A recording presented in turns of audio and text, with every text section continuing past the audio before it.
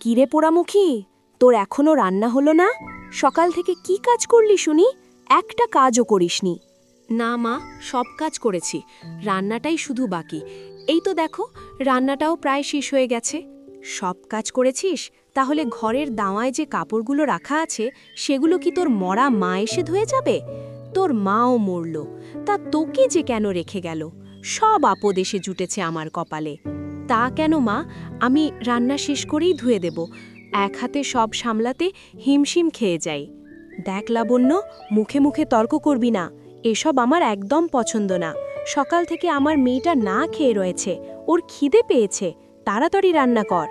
ঠিক আছে মা, তুমি বোনকে নিয়ে বসো, আমি খাবার দিচ্ছি, আমার হয়ে গেছে প্রায়। একটু পরে সৎ মা আর তার মেয়ে খেতে বসে, আর লাবণ্যকে কাপড় কাচতে যেতে বলে। মা, বলছিলাম কি সকাল থেকে তো এত কাজ করেছি, খিদেও পেয়েছে খুব। আমিও তোমাদের সাথে বসে একটুখানি খেয়ে নিই, খুব খিদে পেয়েছে। একটুখানি খেয়ে নি বলি, সাহস তো কম না। যেই দেখেছিস আমার মেয়েটা খেতে বসেছে, অমনি নজর দেওয়া শুরু করেছিস। খাবার দেখলেই তোর এত লোভ ধরে যায়, পোড়ামুখী কথাকার। আগে গিয়ে কাপড়গুলো ধুয়ে নিয়ে আয়, তারপর খেতে পাবি। লাবণ্য মন খারাপ করে পুকুরে কাপড় ধুতে চলে যায়। কিরে লাবণ্য, কাপড় ধুচ্ছিস বুঝি? তা তোর গায়ে জোর নেই বুঝি? সকাল থেকে কিছু খাসনি? না চাচি, কাপড় ধুয়ে যেয়ে তারপর খাবো। সকাল থেকে অনেক কাজ করেছি তো, তাই গায়ে জোর পাচ্ছি না। সকাল গড়িয়ে দুপুর হতে গেল, আর তোকে এখনো কিছু খেতে দেয়নি, তাই তো তোর এত সুন্দর মুখখানা অমন শুকিয়ে গেছে। ঠিক বলেছেন ভাবি, লাবণ্যর মতো মেয়ে গ্রামে আর দুখানা নেই।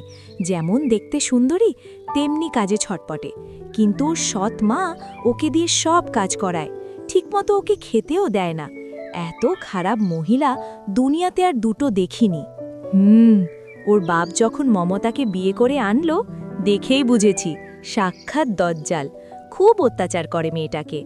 হ্যাঁ, আর নিজের মেয়েটাকে একেবারে রানীর মতো করে রাখে, আর লাবণ্যকে রেখেছে চাকরানি করে। নিজের মেয়েকে কোনো কাজ করতে দেয় না, আর লাবণ্যকে দিয়ে বাড়ির সব কাজ করায়। বাপ রে, কথার কি ধার, যেন বুক চিরে কলিজায় গিয়ে লাগে। আর ওই মেয়েটা নীলা, যা চেহারা, তার আবার গর্বে শেষ নেই। ওর মেয়েকে নিয়ে যত আহ্লাদ, আর লাবণ্য যেন ওই বাড়ির কাজের লোক। এভাবে বলো না চাচি, মা আমায় বোনের তুলনায় একটু কম ভালোবাসে, তবে মা বোন কেউ খারাপ নয়। তুই একদম মাটির মানুষ রে মা, যার ঘরের বউ হয়ে যাবি তারা যেন তোকে আদর যত্নে রাখে। আমি এখন যাই চাচি, মা আবার বেশি দেরি করলে বকবে আমায়। একটু পর মিলা আয়নার সামনে সাজগোজ করতে থাকে। লাবণ্য গিয়ে বলে, কি করছিস রে বোন, কি সুন্দর দেখাচ্ছে তোকে। সুন্দরকে তো সুন্দর দেখাবেই, আমি কি আর তোর মতো এমন ভিকিরির মতো থাকি নাকি? আমি সব সময় নিজের যত্ন নিই, সেজে গুজে থাকি, বুঝলি?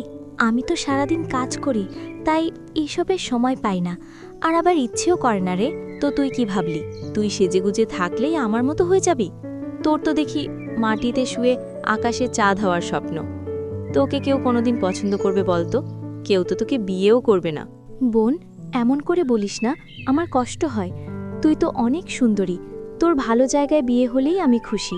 এরপর লাবণ্য মন খারাপ করে চলে যায়, কিন্তু সৎমা আর তার বোনের অত্যাচার বাড়তেই থাকে। একদিন বিকালে লাবণ্য ঘর ঝাড়ু দিচ্ছিল, তখন সৎমা বলে, লাবণ্য, সুন্দর করে ঘর ঝাড়ু দে, আজকে মিলার বিয়ের কথা বলতে লোক আসবে, সবকিছু সুন্দর করে পরিষ্কার কর। আর ওদের সামনে তুই আসবি না, পোড়ামুখী। তোর মুখ দেখলে আমার মেয়ের যদি কোনো অকল্যাণ হয়। ঠিক আছে মা, আমি আসবো না ওদের সামনে। আমিও তো চাই বোন ভালো ঘরে বিয়ে করে যাক। একটু পরে ঘটক করিম চাচা লাবণ্যদের বাড়িতে আসে। লাবণ্য মা, তোমার বড় মেয়েকে ছেলে পছন্দ করেছে। লাবণ্যকে ওরা কালই বিয়ে করে নিয়ে যাবে, আর তোমাদের কিছুই দেওয়া লাগবে না। ছেলে সরকারি চাকরি করে, অবস্থা অনেক ভালো। ছেলের বাবাও চাকরি করত, কোনো অভাব নেই, আর জায়গা জমিও আছে অনেক। সে কি কথা করিম চাচা, আমি তো ভাবলাম আপনি মিলার জন্য ছেলে ঠিক করেছেন। আপনি ওই পোড়ামুখীর জন্য ছেলে নিয়ে আসবেন, সেটা তো জানি না। লাবণ্যর মা, লাবণ্য তো তোমার বড় মেয়ে, ওকে ছেলেপক্ষ পছন্দ করেছে। আমার কি করা, ওরা কালই আসবে, বিয়ে করে নিয়ে যাবে। আচ্ছা, আপদ বিদেয়ী তো হবে, তাতেই আমি খুশি। পরদিন লাবণ্যর বিয়ে। বিয়েবাড়িতে সুন্দর সাজ, আর লাবণ্যকেও সুন্দর করে সাজানো হয়। বিয়ে করে লাবণ্যকে তার শাশুড়ি আর বর নিয়ে যায়, আর সৎমা আর মিলা এসব দেখে জ্বলতে থাকে। শ্বশুরবাড়িতে লাবণ্য অনেক সুখে শান্তিতে থাকে। তার শাশুড়ি অনেক ভালো মানুষ ছিলেন। তিনি লাবণ্যকে নিজের মেয়ের মতো ভালোবাসতেন। লাবণ্যর স্বামীও লাবণ্যকে মাথায় তুলে রাখে, তাকে সব কিছুতে গুরুত্ব দেয়, তাকে সব সময় হাসি খুশি রাখার চেষ্টা করে।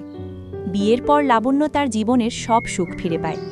গল্পটি কেমন লাগলো জানাবেন, আর ভালো লাগলে নিয়মিত এমন সুন্দর গল্প পেতে সাবস্ক্রাইব করে আমাদের চ্যানেলের সাথেই থাকুন।